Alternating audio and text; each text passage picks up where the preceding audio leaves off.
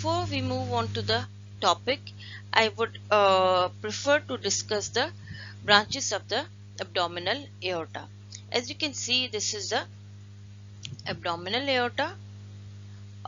This one is the abdominal aorta picture on the right side, and it terminates into the two terminal branches highlighted in green are the right and left iliac arteries, common iliac arteries.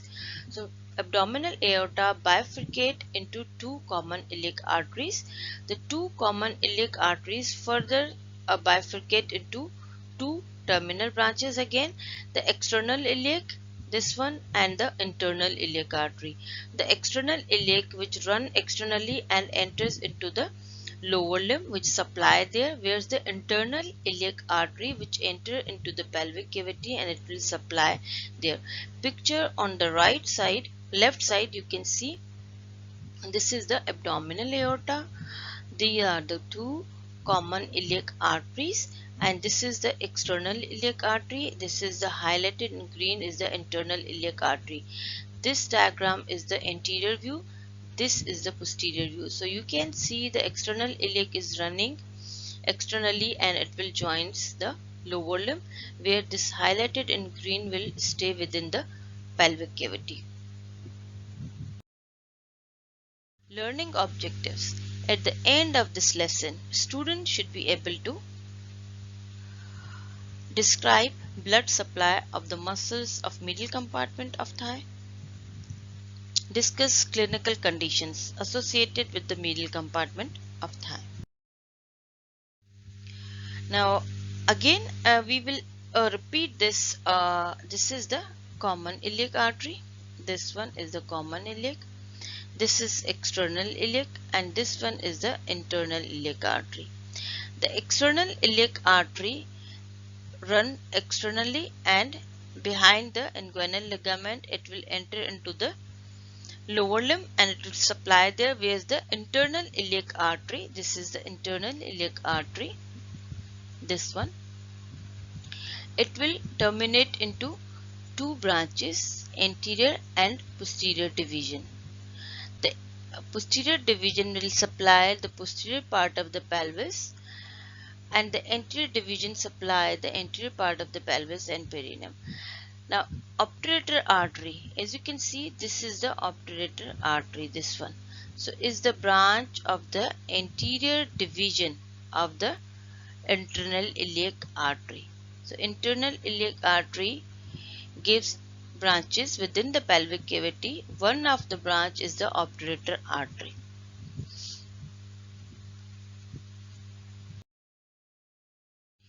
Obturator artery arises within the pelvis and it runs within the lateral wall of the pelvis and exits the pelvis via the obturator canal. Now you can see this is the external iliac artery which enter into the lower limb. This is the internal iliac artery, and this is the posterior division of the internal iliac. This is the anterior division of the internal iliac artery, and this is the obturator artery. Now this obturator artery is leaving the pelvic cavity via this obturator canal. The obturator canal picture on the left side, you can see this is the obturator foramen, which is covered by a connective tissue sheath, is called as the obturator membrane, through which the obturator externus takes origin, if you remember.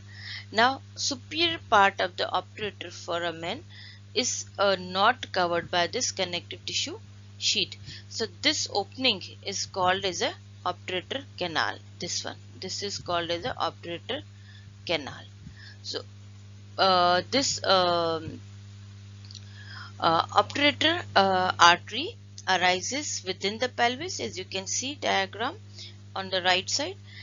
From it, the anterior division of the internal iliac artery, it runs within the pelvic cavity on its lateral walls and it reach up to the obturator canal, and from the obturator canal it exit the pelvic cavity and enter into the thigh compartment, medial compartment of thigh, and it will supply over there.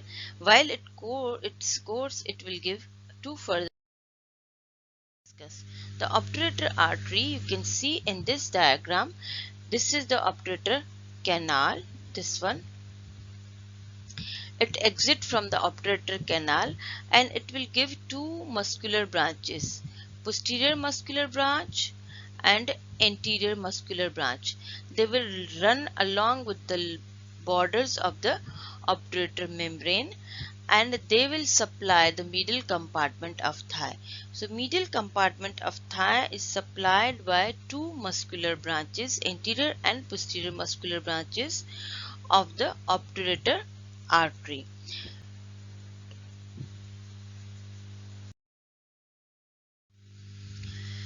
Picture on the right side.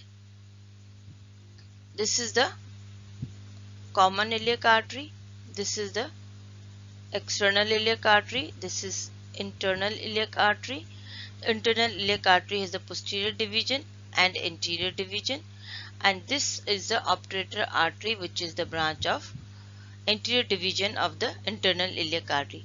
Now picture on the left side, you can see this is the internal iliac artery which bifurcate into the external iliac. This is the common iliac artery. Common iliac artery, it will bifurcate into the external iliac and internal iliac.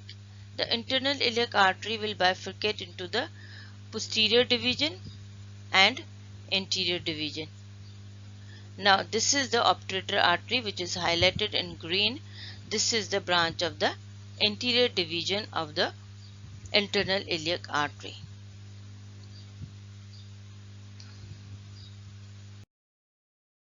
Course and branches. The obturator artery is a branch of the anterior division of the internal iliac artery.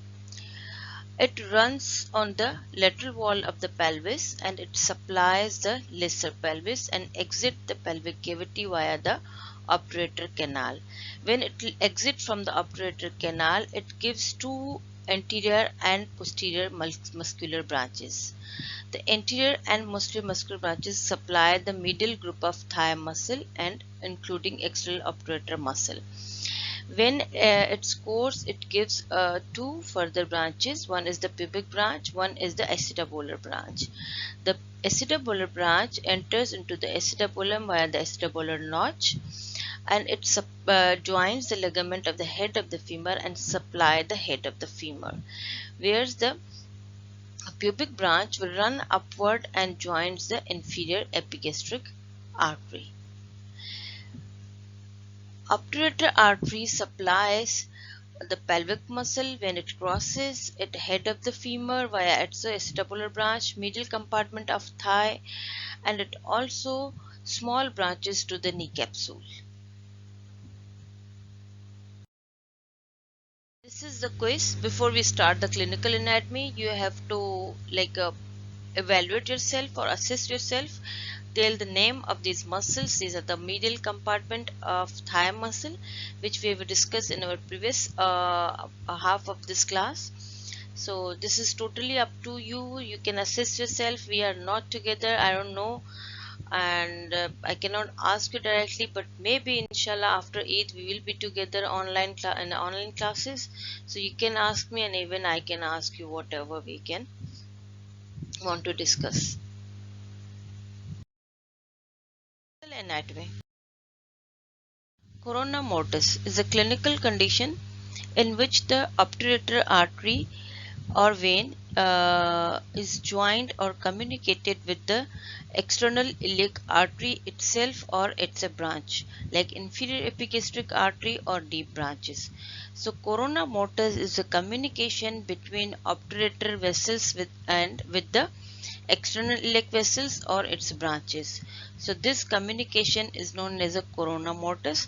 This is not the today's pandemic corona, it's just a coincidence we are learning corona mortis in these corona pandemic days. Now, corona mortis is a connection between the internal iliac branch, that is the obturator artery, and the external iliac itself or its branch, that is the inferior epigastric artery or deep branches. So highlighted with the dotted purple circle is the connection between these two. Which two? The branch of the internal iliac artery, that is the obturator artery, right? And connection of the obturator artery with the external iliac artery directly with that or its branches, right? So this connection is called as a corona mortis. Clinical considerations. The corona mortis highlighted in green refers to as a communication between either the external iliac or its deep epigastric vessels and the obturator vessels, which occur in 10 to 50% of people.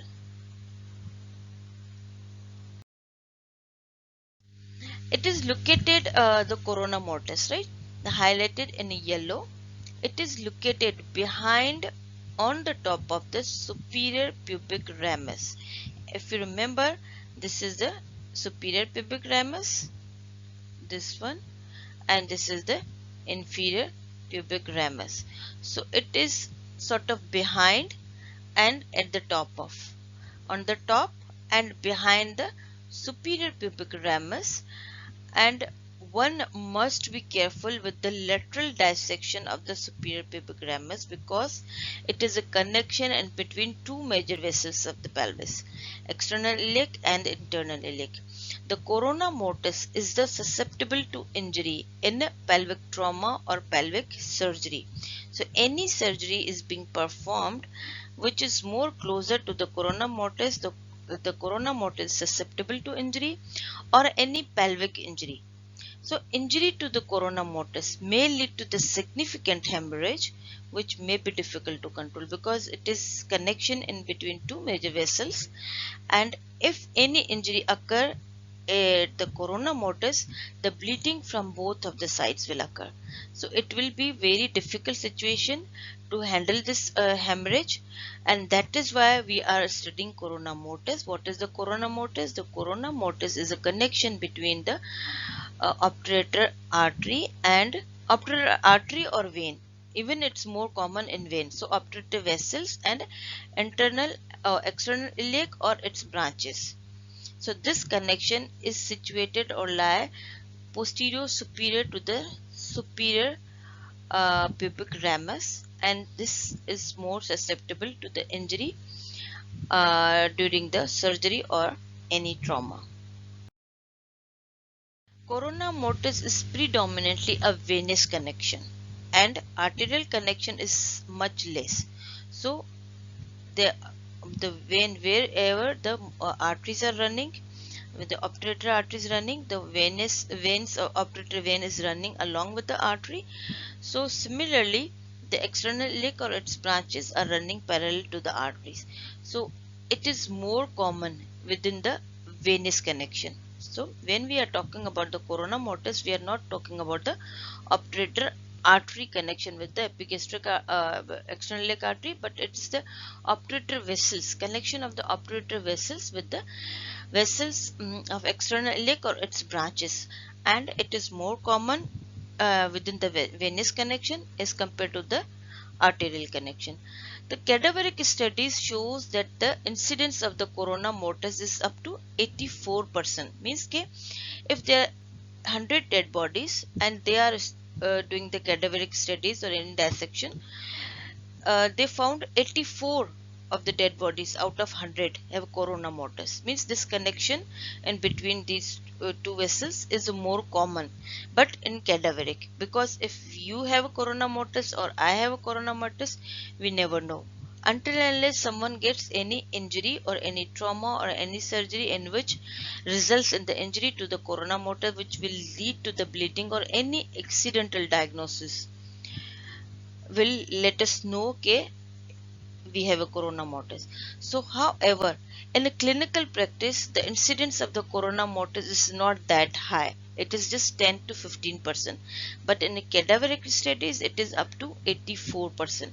So that is why one should be careful when any surgery is being performed on the pelvis or any pelvic trauma occurs. We should be aware of this corona mortis. The corona mortis means the crown of death. Quiz again. Identify the vessel with pointed the yellow or with the yellow arrow, and then you have to identify the vessel with the blue arrow, then black arrow, and then you have to identify the highlighted with the purple arrow and then blue. So again, I'm not there. You have to answer yourself. You have to assess yourself how much you are clear about your lecture. And inshallah, next week, hopefully after Eid, I will be asking you directly. Summary of the lecture. Obturator artery is a branch of the internal iliac artery. It passes anterior-inferiorly on the lateral wall of the pelvis to the upper part of the obturator foramen. Leave the pelvic cavity through the obturator canal. Divides into two muscular branches, anterior and posterior branch, which supplies the medial compartment of thigh. While its course, it gives another branch within the pelvic cavity, and as it exits, it also gives the acetabular branch which supplies the acetabulum.